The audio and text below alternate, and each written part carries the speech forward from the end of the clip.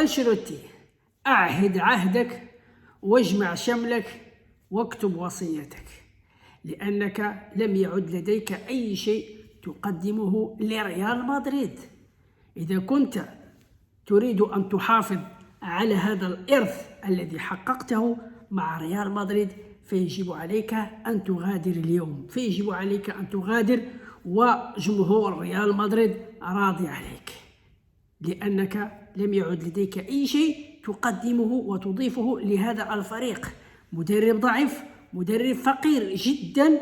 كل ما تحقق وكل ما حققته مع ريال مدريد فهو بفضل مهارات وفرديات اللاعبين. أنت لم تضف لهم أي لمسة وأي تكتيك وأي خطط وأي أسلوب لهذا الفريق. بفردية اللاعبين وبمجهود فينيسيوس حققت ما حققته.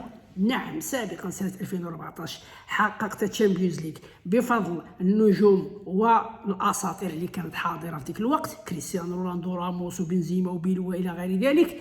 اليوم حققت أيضا مع فينيسيوس والبقية، لكن عندما غاب فينيسيوس غابت معه ريال مدريد. لذلك رغم لديك لاعبين في المستوى كأسينسيو الصغير البطل، اللاعب الذي لديه مستقبل مشرق، لكن مع مدرب أفضل منك، مع مدرب يستغل الشباب كمدرب برشلونة مثلا الذي اعتمد على الشباب، على المدرسة بسبب العجز في استخدام اللاعبين، واستغل شباب المدرسة أفضل استغلال. لكن أنت لديك لاعبين في 20 و22 و23 لكن يلعبون في الكاستية ولم تستطع أن تقحمهم أساسيين مع الفريق، رغم أنهم يستحقون الأساسية على تشواميني وكذلك لوكاس فاسكيز اللاعب لديك في البانكيو، لكنك لم تقحمه ولم تثق فيه، وبذلك جمهور ريال مدريد لم يعد يثق فيك ولا في قدرتك التدريبية. ومن بينهم أنا عبد ربه، أنا لا أثق فيك من الأساس.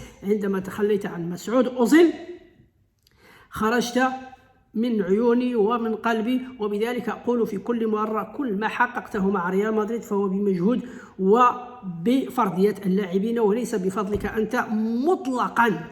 لماذا؟ لأن في المقابل نبحث عن تاريخك والنتائج والألقاب التي حققتها، سنجد أنك حققتها مع ميلان الأساطير ومع ريال مدريد الأساطير، رغم هذا لم تحقق أي شيء في أي مكان آخر. وبذلك أعطونا الرأي ديالكم، هل من الأفضل أن يرحل كارلو أنشيلوتي عن ريال مدريد أم لا؟ يعني السبب في خسارة ريال مدريد اليوم من يتحملها؟ هل اللاعبين أم المدرب؟